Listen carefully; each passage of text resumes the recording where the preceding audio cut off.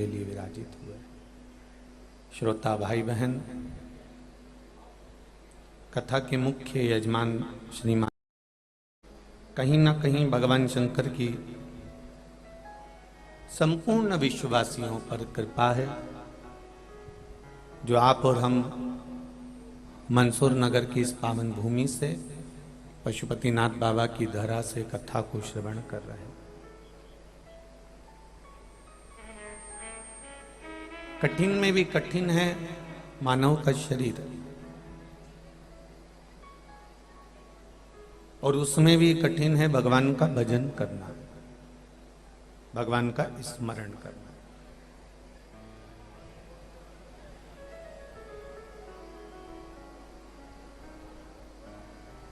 कथा से,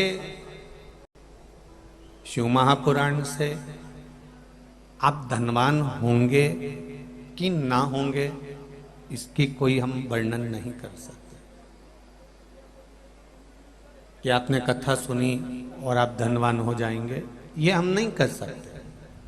पर इतना जरूर कहते हैं कि कथा सुनने से, शिव महापुराण की कथा श्रवण करने से धनवान होगे ना होगे वो तो मेरा बाबा जाने, पर ये पक्का है कि कथा सुनने से पुण्यवान जरूर हो जाओगे, ये निश्चित है।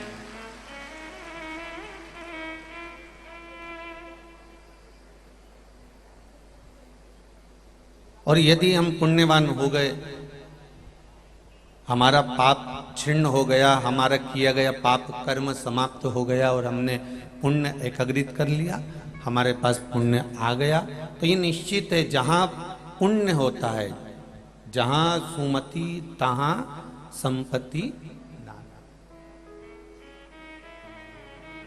जहां पुण्य है, जहां सत्कर्म है, जहां सुमति है, जहां पर आनंद है, वहां संपदा फिर आती ही है। धनवान बनोगे, कथा सुनने के बाद आप धनवान बनोगे कि ना बनोगे, धनवान होगे कि ना होगे, हम नहीं कह सकते, पर इतना जरूर कर सकते हैं कि कथा सुनने के बाद आप पुण्यवान बन जाओ।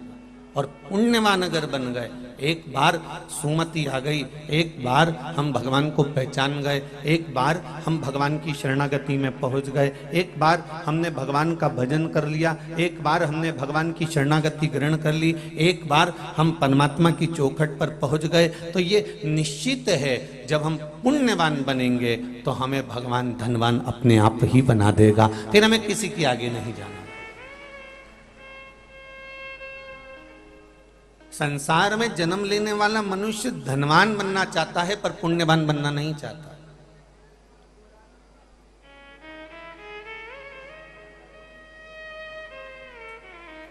और क्या करोगे उनका अगर वो पुण्य कर्म से ना आवे तो?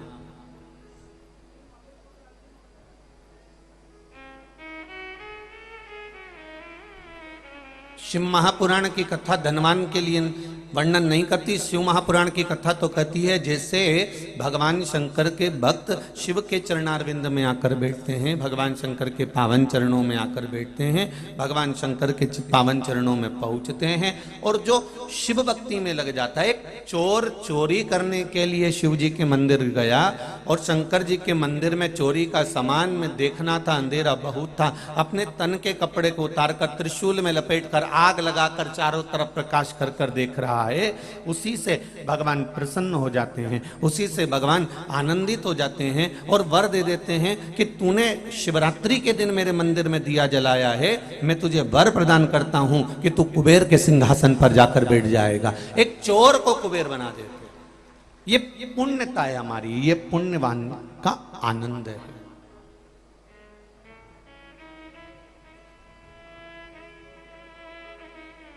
कि भजन भोले बाबा का करते रहोगे तो संसार सागर से तरते रहोगे।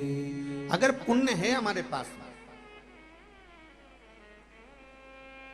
तो आप उस पुण्य के बल पर बहुत कुछ कमा सकते हो।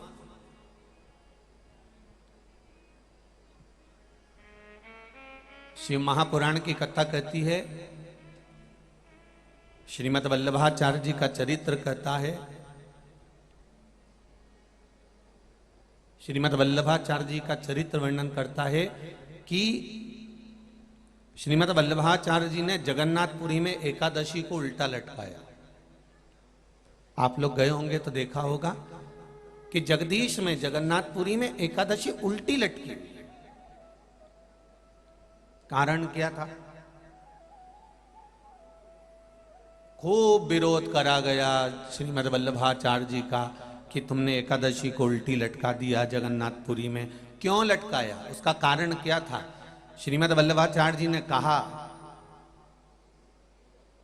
आप कहते हो कि कोई मरे तब एकादशी का दान दीजिए, आप कहते हो कि कोई मरे तब अन्न का दान दीजिए, आप कहते हो कि कोई मरे उसके बाद में आप ये दान दीजिए।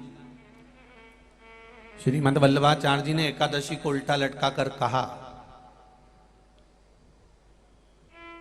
कि एकादशी का अगर दान करना है तो पहले एकादशी करो।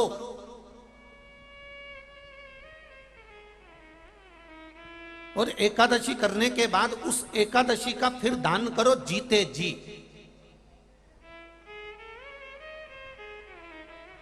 उस एकादशी का फिर दान होना चाहिए।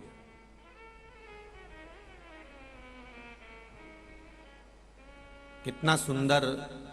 हम तो इतना अच्छा व्याख्यान इस वर्णन को नहीं कर सकते। आपके यहाँ के एक विद्वान, बहुत विद्वान, पुष्टि मार्ग के लेखों को अपनी वाणी में व्यक्त करने वाले, जिनकी वाणी को इस शरीर को भी सुनने को मिला, परम पूज्य आदरणीय, मैं तो संत शिरोमणि भी कहूँ तो अतिशयोक्ति नहीं होगी, आदरणीय शायद मदन लाल जी जोशी जी, जिन्होंने मंदसौर नगर का नाम पुष्टि मार्गी कथा के मामले में सबसे आगे लेकर गए, ऐसे मदन लाल जी जोशी इसी मंदसौर के थे। जब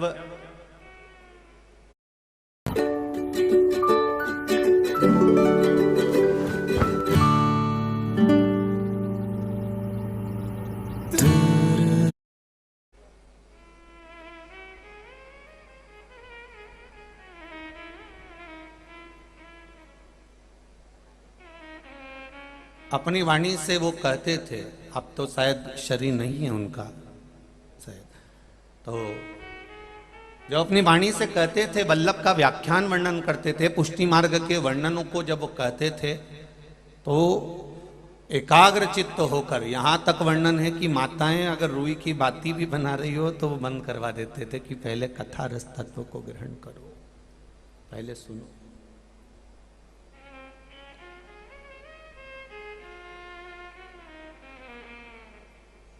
पुष्टि मार्गी व्याख्यानों का जो वर्णन करते थे, पुष्टि मार्गी, ये बक्से बंदे शायद, पुष्टि मार्गी व्याख्यानों का जब वर्णन करते थे और उन व्याख्यानों का वर्णन कर कर जब वो कहते थे कि एकादशी जीते जी दीजिए, जीते जी,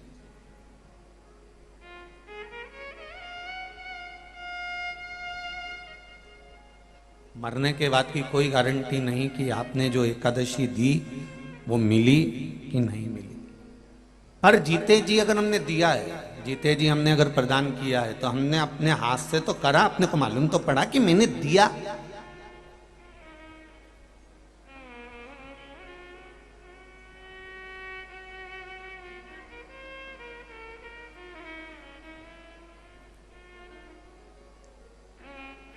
ब्राह्मण देवता ने कहा कि ये मर गए, 12वां हो रहा है, 13वां हो रहा है, एकादशी कितनी किसको देना है? बड़े बेटे ने 5 दे दी, छोटे ने 3 दे दी, बहू ने 4 दे दी, उसने 3 दे दी, एकादशी का दान दे दिया। अब उस जीवात्मा को मिली कि नहीं मिली ये कौन कह सकता है? तो आपने अगर एकादशी का व्रत करा है और आपने अगर एकादशी करी है तो तुरंत हाथ में जल लेकर आपने कह दिया मेरी करी हुई एकादशी में से मैंने 5 एकादशी इस व्यक्ति के लिए जो पलंग पर पड़ा हुआ है, सड़ रहा है, गल रहा है, तकलीफ में भोग रहा है, ऐसे जीव के लिए मैं ये एकादशी दे रहा हूं, मैं ये एकादशी प्रदान कर रहा हूं, अपने हाथों से दे, उसके मरने से पहले उसको जीव को प्रदान कर। अब हमने कहा कि वो मर गए, उसके बाद में हमने गुलाब जामुन खिलाई या आलू बड़ा या भजिया खिलाया, तो उसका क्या लाभ है? जब वो जिंदा है तब उसकी सेवा कर लीजिए, जब तक वो है तब तक उसको कुछ देते रहिए और उसके जीवन का सुख उसे प्रदान करते रहिए। जिसकी नजर और नियत दोनों, नजर और नियत दोनों ठीक होती है, वो जिंदगी में कभी धोखा नहीं खा सकता, वो आगे ही बढ़ता चलेगा। बस नजर भी ठीक रखिए और नियत भी ठीक रखिए। नजर और नियत, अगर ये दोनों ठीक है, आपकी नजर भी ठीक है और नियत भी ठीक है, तो आप धोखा नहीं खा सकते, ये निश्चित है।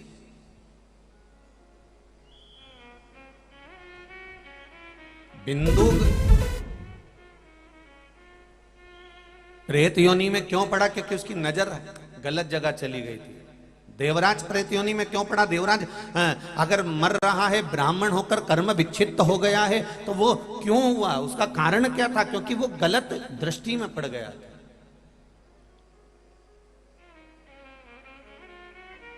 नजर और नियत ये दोनों अच्छी होना चाहिए, ठीक होना चाहिए। हम कई बार नजर भी ठीक नहीं रख पाते और नियत भी ठीक नहीं रख पाते। हम दूसरे को देखा और देखकर हमारे मन में काम जाग गया, हमारे भीतर लोभ जाग गया, हमारे भीतर वासना जाग गई, हमारे भीतर कुछ ना कुछ अहंकार का, अभिमत्ता का पथ जाग गया।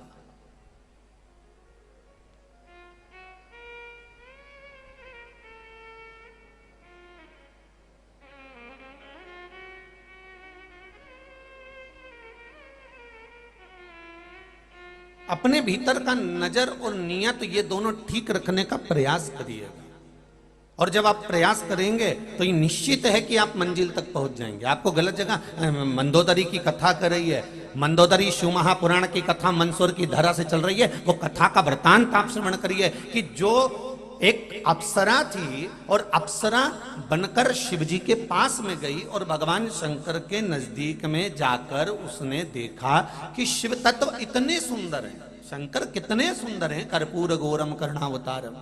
पहले तो शिवजी को सुंदर देखने वाला चाहिए।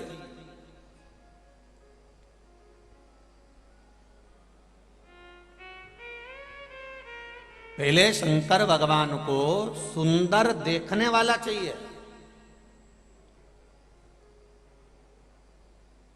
जो शंकर भगवान के नयन अश्रु से प्रकट हुआ अंधकासुर, वो शंकर भगवान को सुंदर नहीं देख पाया। और क्या शब्द कहा था उस अंधकासुर ने? जब शादी करने का समय आया तो अंधकासुर ने अपने दूतों से कहा, जाओ जो सबसे सुंदर कन्या हो उसके साथ में मैं विवाह करूंगा। तो दूतों ने कहा जो सबसे सुंदर थी माता पार्वती, उसको तो शंकर भगवान लेकर चले गए। अंधकासुर का शब्द था, अंधकासुर का संबोधन था, शंकर लेके चले गए। हाँ, जो सबसे सुंदर कन्या थी, जो सबसे सुंदर थी, उसको तो शिव ले गए। तो अंधकासुर का संबोधन था कि उसको शिव ले गए, तो शिव कौन से सुंदर है? सुंदरता तो मुझ में है, शंकर में क्या सुंदरता? अब जरा विचार करिए, जिसको शंकर भगवान ने प्रकट किया, शंकर भगवान के नेत्र श्रु से अंधकासुर प्रकट हुआ, अंधकासुर हिरण्याक्ष ने पाल पोस कर बड़ा करा। वो अंधकासुर जो शंकर भगवान के नयन अश्रु से पैदा हुआ, वो अपने ही पिता को, जाना जाए तो पिता ही हुए जो नयन अश्रु से प्रकट कर दिया।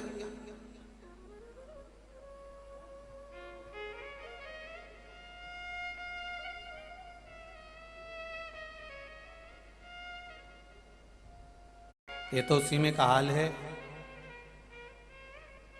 कि संसार की जितनी नारी होती है, स्त्रियां होती हैं, माताएं होती हैं, वो कभी अपने पति की तारीफ खुलकर नहीं करती। जब भी कहेंगी तो एक बात जरूर कहेंगी, उसको देख लो, एक उसका पति है, तुम्हारे दोस्त को देख लो कितना विद्वान है, और तुम एक देखो, जब घर में बैठे रहते हो ये करना वो करना, बस सोचते रहते हो, और वो देखो कितना आगे बढ़ते जा रहा। दूसरे की तारीफ करते देखा, पर अपने पति की, हाँ जितने आपके अंतर्गत बल है और आपने जो करा वो श्रेष्ठ है, उसमें कोई गलत नहीं है। दुनिया नहीं कर सकती जो आप कर सकते हो, ये बल आप दे सकते हो।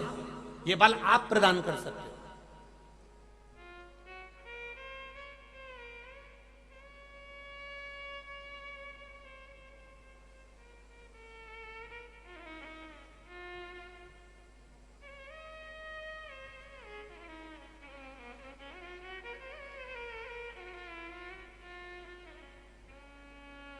केवल एक लंकाधिपति रावण भी शिवजी से नहीं कहा कि तुम सुंदर हो।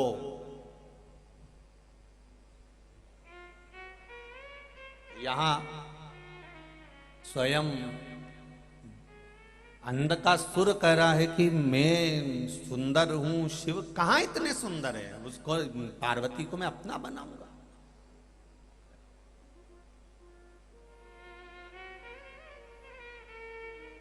सुंदरता का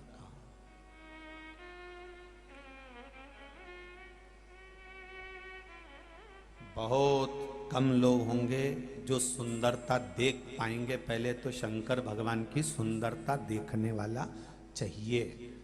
इतनी भीड़, अपार जन समुदाय, आप कथा सुनने के लिए आए हो, रोज समिति टेंट बढ़ाती है और रोज उस टेंट को आप भर देते हो।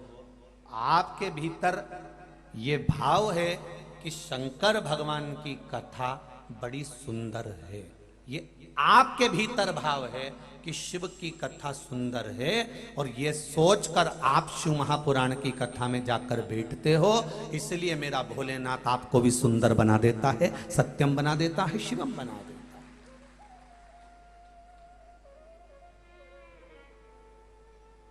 आपके भीतर सुंदरता भरी हुई है ना, तो आपको सुंदर नजर आ रहा है। काला कलर का चश्मा लगाओगे तो सब काले दिखेंगे, पीले कलर का लगाओगे पीले दिखेंगे, नीले कलर का लगाओगे नीले दिखेंगे, सफेद कलर का लगाओगे सफेद दिखेंगे। ये दृष्टि का भेद है। आप अगर अच्छे हो तो आपको सारा विश्व अच्छा नजर आएगा। आपको अगर आप भीतर से ठीक हैं तो सारा संसार आपको ठीक नजर आएगा। और यदि आप सुंदर हैं अंदर से, आत्मा से, चित्त से, वृत्ति से, तो कथा भी सुंदर नजर आएगी। आप अच्छा छाट लेंगे, अच्छा निकाल लेंगे। ये गुरु जी ने ब्रह्मा जी का चरित्र श्रवण कराया और सुंदर कर्मनाशा नदी का वृतांत श्रवण कराया। भगवान ब्रह्मा जी का अर्धनारीश्वर स्वरूप वर्णन किया, भगवान शंकर का ये स्वरूप वर्णन करा, गौ माता का चरित्र श्रवण कराया, ये चरित्र श्रवण कराया। आप अच्छे हो तो आप पूरी कथा में से अच्छाइयां छाटते रहोगे। और अगर आपकी दृष्टि में भेद बढ़ा हुआ है, आपकी दृष्टि में कपट भरा हुआ है, आपकी दृष्टि में बेईमानी भरी हुई है और आपकी नजर ठीक नहीं है, तो दुनिया का कोई भी आकर खड़ा हो जाए आप उसमें बुराई देख ही लोगे, ये निश्चित है। चश्मा जो लगाया होगा वैसा आपको नजर आएगा, ये निश्चितता है।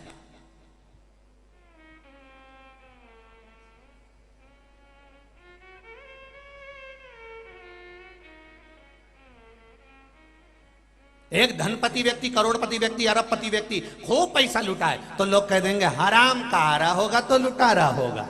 अब दृष्टि देखिए।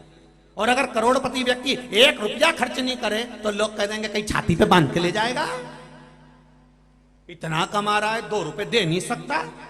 अब दृष्टि देखिए। दुनिया में सबको संतुष्ट करना बहुत कठिन है भाई, बहुत कठिन, बहुत कठिन है। एक माता पिता अपनी औलाद को संतुष्ट नहीं कर पाते हैं, एक दिन वही औलाद मुंह से कह देती है तुमने हमारे लिए क्या किया, तो फिर संसार को कोई संतुष्ट कर सकता? कौन संतुष्ट करेगा? बहुत कठिन है। पूरा शरीर का एक एक अंग को बुढ़ापा आ जाता है। ये घुटने भी बुढ़े हो जाते हैं, ये कान भी बुढ़े हो जाते हैं, ये आंख भी बुढ़ी हो जाती है, ये नासिका भी बुढ़ी हो जाती है। शरीर का एक एक अंग बुढ़ापा ले लेता है, शरीर का एक एक अंग बुढ़ा हो जाता है। केवल एक अंग शरीर के अंदर है, ये जीवान, जो कभी बुढ़ी नहीं होती। अगर ये बुढ़ी हो जाती तो घर में कभी सास बहू का झगड़ा ही नहीं होता।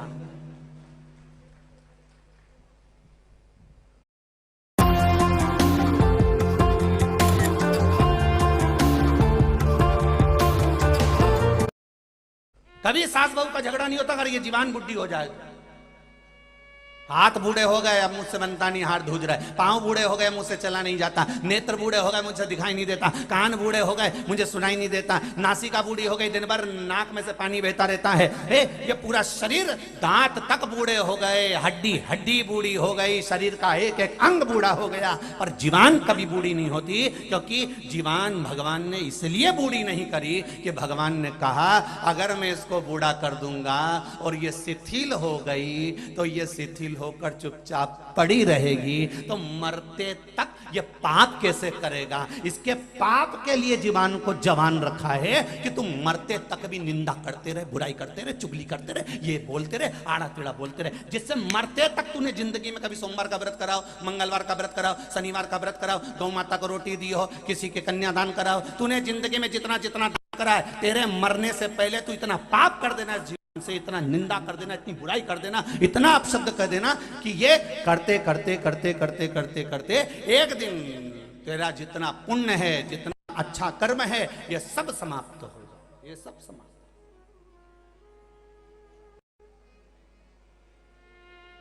पुण्य, तुम्हारा पुण्य जब, तो ये शरीर का सारा अंग बूढ़ा हो जाता है।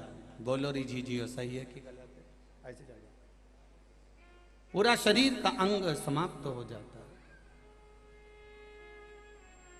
शरीर का एक एक अंग बूढ़ा हो जाता है, पर जीवान नहीं हो पाती।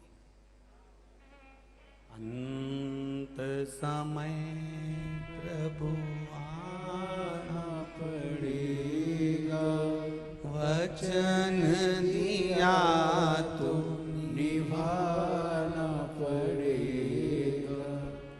आए ना आए प्रभु कुटुंब कबीला, अंत समय प्रभु आना पड़ेगा, अंत समय प्रभु आना पड़ेगा।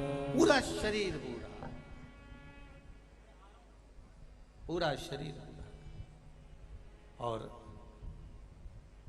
एक एक अंग बूढ़े हो गए, पर जीवान नहीं हो पाई, क्योंकि जीवान को युवान रखा गया है। जीवान को युवान रखा कि तू जवान रहना, क्योंकि तुझे मरते मरते तक भी निंदा करना है। नजर और नियत ठीक रखिए। आप अच्छा देखोगे, अच्छा दिखेगा, बहुत अच्छा दिखेगा। आप बुरा देखोगे, आपको बुरा दिखेगा।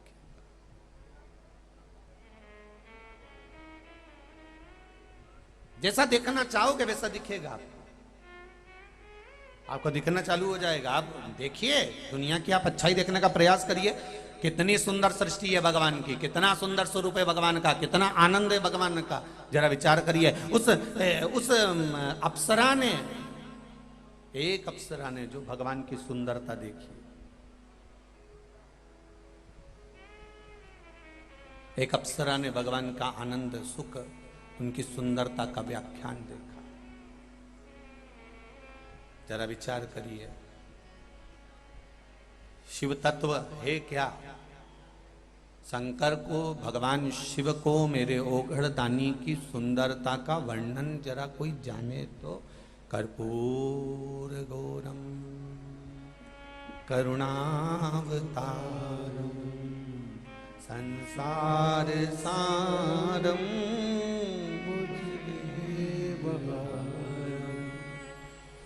नमः शिवाय, नमः शिवाय, नमः शिवाय, नमः शिवाय। कर्पूर गौरम करुणावतारम संसार सारम भगवान शिव की सुंदरता, भगवान शंकर का आनंद, भगवान शंकर का स्वरूप का आनंद। अच्छी नजर रखो, मेरा शिव सुंदर दिखे, अच्छी नजर। और जब नजर अच्छी होगी तो ये निश्चित है, अगर नजर श्रेष्ठ है तो उसमें निश्चितता है कि भगवान अपने आप आपको सुंदर नजर आने लगे, अपने आप आपको देखने की जरूरत ही नहीं पड़ेगी।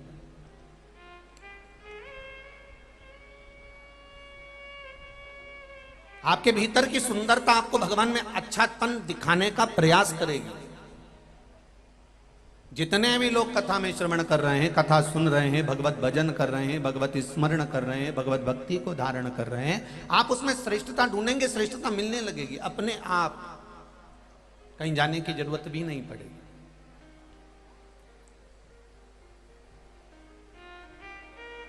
अविरल भक्ति को पाने का महाराज, एक अप्सरा जिसका नाम है मधुरा, जरा विचार करिए, वो मधुरा भगवान शंकर के पास पहुंची है, देवलोक से पहुंची है, और शंकर भगवान के स्वरूप में उसे सुंदरता नजर आ रही है। भगवान शंकर का स्वरूप उसे सुंदर दिख रहा है, भगवान शंकर का स्वरूप उसे आनंदमय दिख रहा है, भगवान शंकर का स्वरूप उसको अलमस्त आनंद भक्ति में नजर आ रहा है। वो मधुरा जो देवलोक में निवास कर रही थी, केवल भगवान शंकर के सुंदर स्वरूप को देखने के लिए, भगवान शंकर के सुंदर स्वरूप को जानने के लिए पृथ्वी पर गई है, मृत्यु लोक में गई है, भगवान शंकर के स्वरूप को जानने पहुंच गई। और शंभो शरणे पड़ी, मांगो घड़ी रे दुख काटो, दया करी निदर्शन आपो, दया करी निदर्शन आपो। तेरे डमरू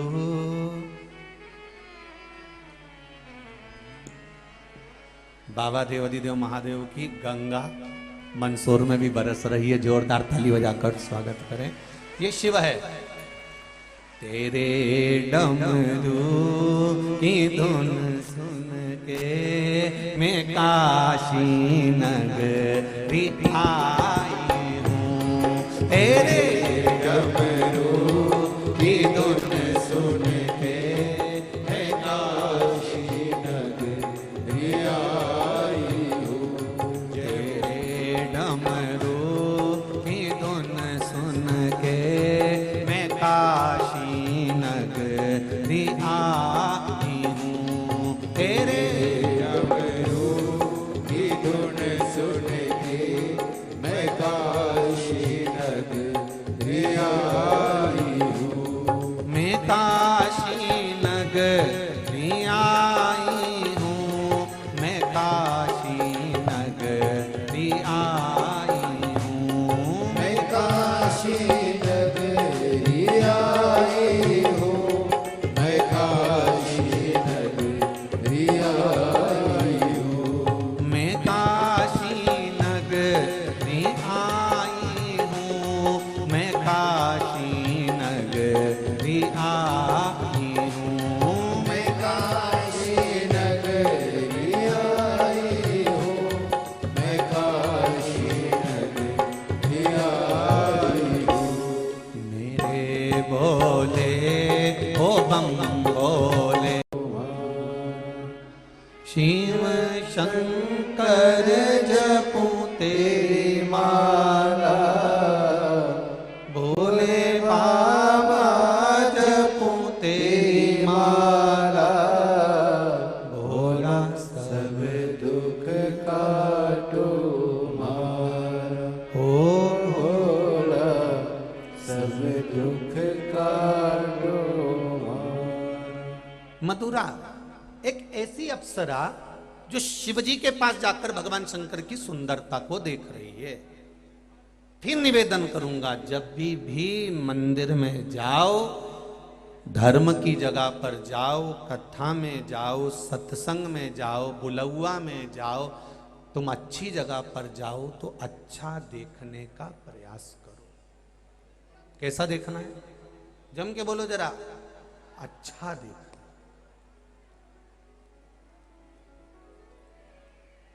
तुम जितना अच्छा देख सकते हो उतना अच्छा देखो। और हम क्या देखते हैं मंदिर में जाने के बाद? अरे कितनी गंदगी पड़ी हुई है, कितनी गंदगी।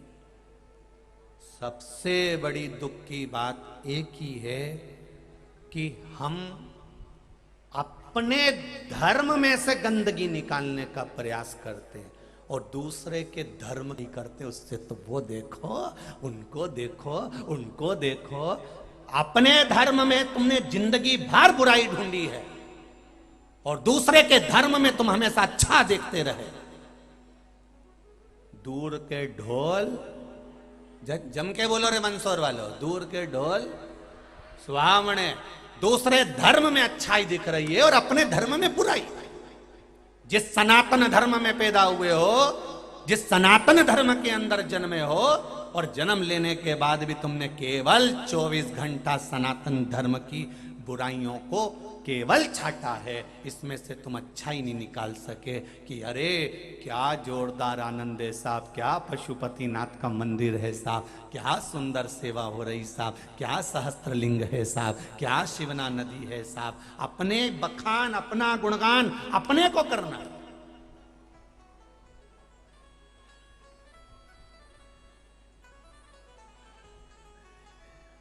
अपने को उसमें से छाटना है, अपने को उसमें से अच्छा निकालना। और हम तो उसमें के हैं। कई लोग दुनिया में ऐसे मिलेंगे, वृंदावन घूमने गए, मथुरा घूमने गए, ब्रज 84 कोस की यात्रा करने गए, कहीं द्वारका जी घूमने गए, कहीं जगन्नाथ चले गए, कहीं बद्रीनाथ गए, कहीं आप रामेश्वरम गए 12 ज्योतिर्लिंग का दर्शन करने, कहीं आप गंगा सागर चले गए। जितनी जगह हम जाएंगे उतनी जगह से हम बुरा छाट कर लाएंगे। मैं तो वृंदावन गई थी, दर्शन करने के लिए गई थी, वहां तो इतनी गंदगी, इतनी गंदगी। मैं तो गिरिराज जी की परिक्रमा कर रही थी, पूरा नाली का पानी बाहर आ रहा था। अरे तू गिरिराज जी की परिक्रमा करने गिरिराज जी से नेल मिलाने गई थी कि नाली से नेल मिलाने गई थी? पूरा नाली का पानी बाहर आ रहा था। अरे मैं तो पहुंची थी वहां पर और मैंने देखा वहां तो इतना भीड़ और कई जगह लोग कहते वहां का तो पंडा ऐसा, तो वहां का तो तू मां भगवान को रिझाने गई थी कि पंडा से भिड़ने गई थी?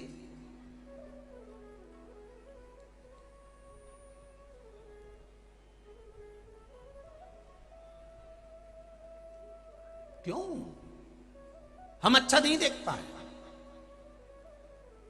वो मधुरा नाम की अप्सरा शिव जी को देखकर आनंदित हो गए। इतने सुंदर, क्या देवती देव महादेव इतने सुंदर हो सकते हैं?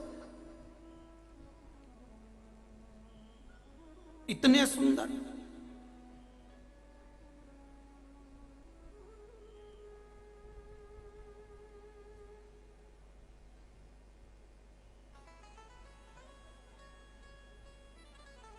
आज सुबह की बात बताऊं आपको। कोई एक व्यक्ति आए, उन्होंने कहा साहब वो विदेश में ऐसा है और वहाँ पर इतनी खदानें हैं, वहाँ ऐसा है, वहाँ इतनी खदानें हैं, वहाँ ऐसा है, वहाँ इतनी, वहाँ तो सोना निकल रही है खदानों में से। देखो क्या गुरुजी। और एक अपना भारत में कहीं नहीं, बस लोग एक दूसरे का पांव खींचे और कहीं नहीं करे। हमने कहा कौन के?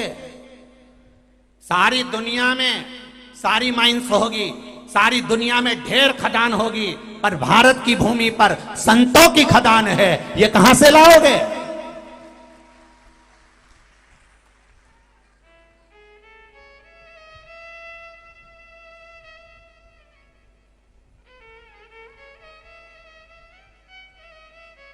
अरे वहां हिल स्टेशन है, वहां ये है, वहां लोग घूमने जाते हैं, वहां केवल दुनिया के लोग घूमने जाते हैं। पर एक को पकड़ कर बता दो कि तू अमेरिका गया था तो अमेरिका की रज को सिर पे लगा के आया था क्या?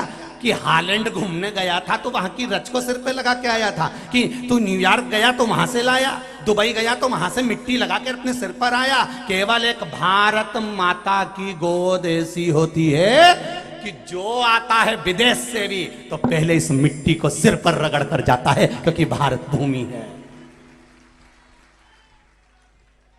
हम दूसरी जगह का बखान कर रहे हैं, वहां इतनी खदानें, वहां इतनी खदानें। सारी खदानों को छोड़ो, भारत की भूमि पर संतों की खदान है।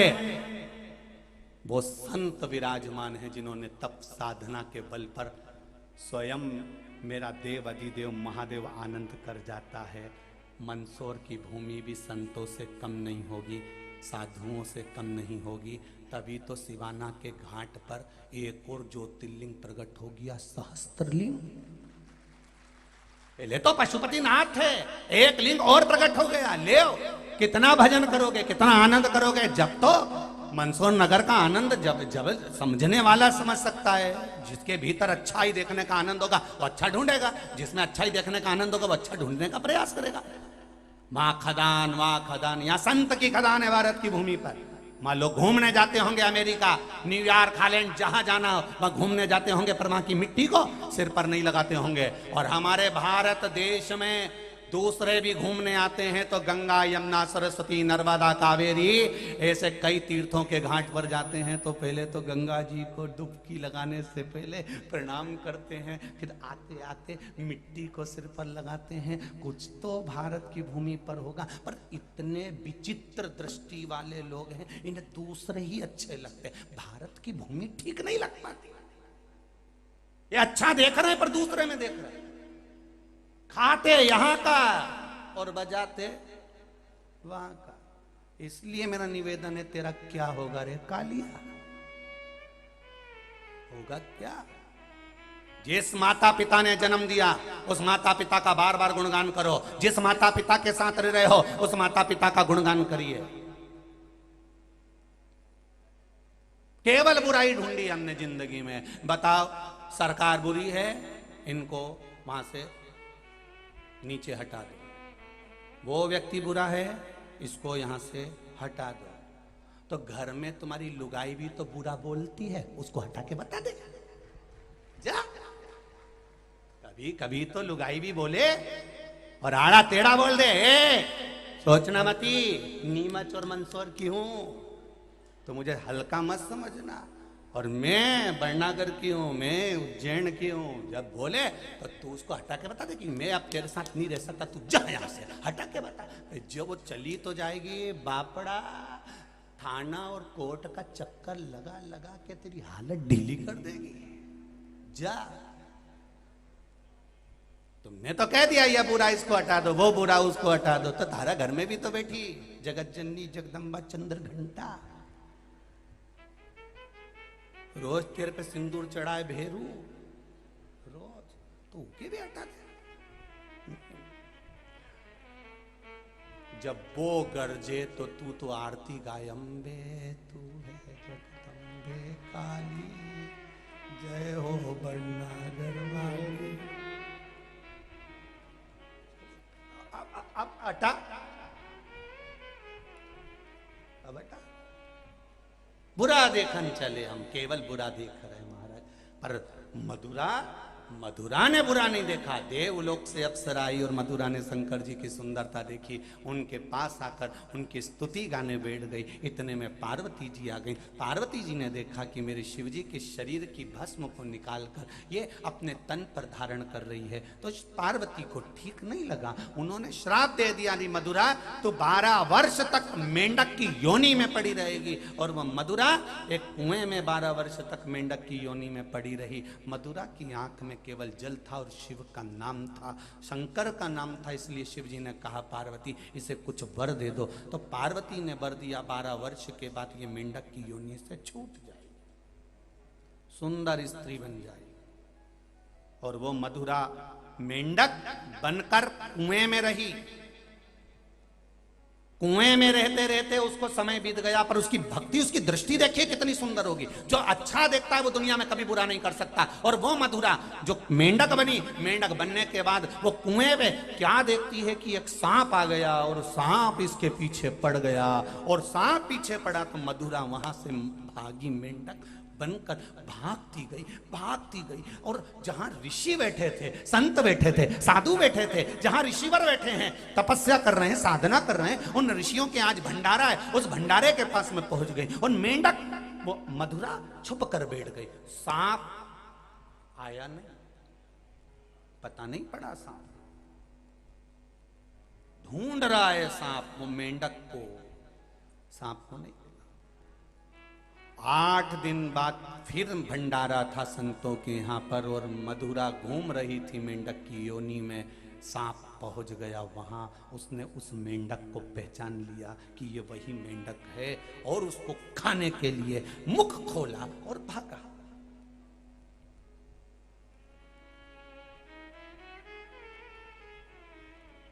मुख खोला और भागा। जैसे आज सुबह अभिषेक चल रहा था बाबा का और इतने सारे सभी भक्त लोग अभिषेक में लगे हुए थे और वहीं एक सांप आकर घूम के आया था सुबह और घूम के और वो जाए। तो ये तो शिव है, कहीं ना कहीं किसी ना किसी रूप में आकर दर्शन दे ही जाता है। वो आया, चले, उसका भाव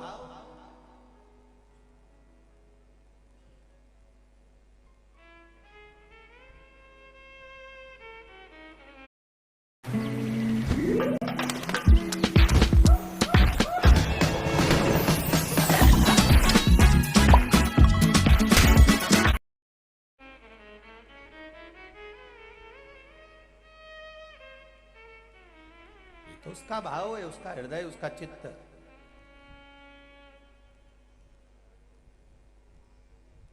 अब सांप पीछे पड़ा मेंढक के, मेंढक फिर भागा, मधुरा फिर भागी, भागते भागते मधुरा एक भगोने के पीछे छुप गई। सांप उसको खाने के लिए एकदम लपका तो खीर के भगोने में गिर गया। खीर के भगोने में गिरा। मेंढक मधुरा ने देखा कि इसमें सांप गिर गया। अगर कोई दूसरा होता तो ये सोचता कि अच्छा हुआ मर गया। अगर अपने जैसा कहीं का होता और तुम्हें जो परेशान करने वाला के साथ एक्सीडेंट हो जाए, परेशान करने वाले को दुख आ जाए, तो तुम सबसे पहले हनुमान जी को नारियल चढ़ा, अच्छा है, अच्छा है।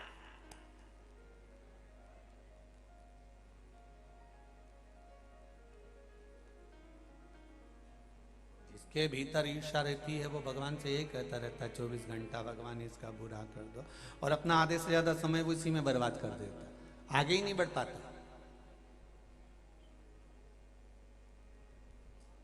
उस मेंढक मधुरा को लगा कि गजब हो गया, ये गिर गया, सांप मर गया, मेरा दोष है इसको मरने में। मधुरा ने कहा प्रायश्चित करना पड़ेगा, प्रायश्चित करना पड़ेगा। जिस खीर में सांप गिरा था, मधुरा उस खीर के पास आकर बैठ गई, संतों का इंतजार करती रही कि कोई संत आए। संत आए और जैसे ही देखा सामने से संत आ रहे हैं और उन्होंने खीर का भगोना उठाना चाहा, इतनी देर में मधुरा वो मेंढक उस खीर में गिर गया। और मधुरा मेंढक जब खीर में गिरा, गिरते ही ब्राह्मण संतों ने सोचा अरे ये मेंढक ने पूरी खीर बिगाड़ दी, मर गया मेंढक, तपती हुई गर्म खीर में मर गया। एक व्यक्ति होता तो सोचता कि अच्छा ही मेरे पीछे पड़ा था, मर गया, और अपना रास्ता ले लेता वापस और भगवान को दिया लगाता कि अच्छा है मर गया, अच्छा पीछा छूटा। पर मधुरा ने उस सांप के लिए कि प्रायश्चित करूंगी, खुद ने अपने प्राणों को त्याग दिया, खीर में गिर गई। संत ब्राह्मण को मालूम पड़ा कि मेंढक गिर गया तो उन्होंने खीर को वहीं पर उंडेल दिया, फेंक दिया। जैसे ही खीर उंडेलते से ही देखा कि इसमें तो सांप पड़ा था और हम संत साधु ना मर जाएं, इसलिए इस मेंढक ने हमारी रक्षा करी है। संतों ने हाथ में जल ले लिया। देखिए मंदोदरी का जन्म देखिए कि लोग कहें कि मंदोदरी कैसी थी वो समझिएगा। संतों ने हाथ में जल लिया और उस मधुरा मेंढक जो मर चुका था उस पर जल छोड़कर कहा कि जा, तुझे हम जीवित करते हैं। और संत साधु वैसे ही नहीं छोड़ देते, गुरु ऐसे ही नहीं छोड़ देते। गुरु मेंढक को मेंढक ही बनाकर नहीं छोड़ते, संत मेंढक को मेंढक के रूप में ही नहीं छोड़ते, संत उसको पवित्र आत्मा बनाकर छोड़ते हैं। तो उन्होंने हाथ में जल लेकर उस पर छीटा और सुंदर स्त्री बना दिया। वहीं से मय दानव आ रहे थे, उन मय दानव ने देखा इतनी सुंदर कन्या मेरे बच्चे नहीं है, चरण पकड़ लिए। संतों ने कहा इस कन्या का क्या करेंगे, तुम ले जाओ, तुम इसका पालन करना। और वो कन्या का नाम मंदोदरी रखा। वो मंदोदरी जब जाने लगी, जाते जाते उसने संतों ऋषियों के चरण पकड़ लिए। गुरुवर, मैं आपकी बेटी हूं, तो हमें कुछ जाने के समय पर दोगे नहीं? तो ऋषियों ने कहा, ए बेटा मंदोदरी, हम तुम्हें आशीर्वाद देते हैं, जब जब कोई मार्ग से भटकेगा, चाहे तेरा बेटा हो, चाहे तेरा पति हो, चाहे तेरा पिता हो, चाहे तेरा भाई हो, चाहे तेरी बहन हो, मार्ग से जब भटकेगा मंदोदरी, तुझे किसी गुरु के पास जाने की जरूरत नहीं पड़ेगी। ये सप्त ऋषियों का ज्ञान तेरी बुद्धि में रहेगा और तू उन ऋषियों के ज्ञान से सबको ज्ञान देती रहेगी। तू साधारण नहीं रहेगी, तू साधारण नहीं है।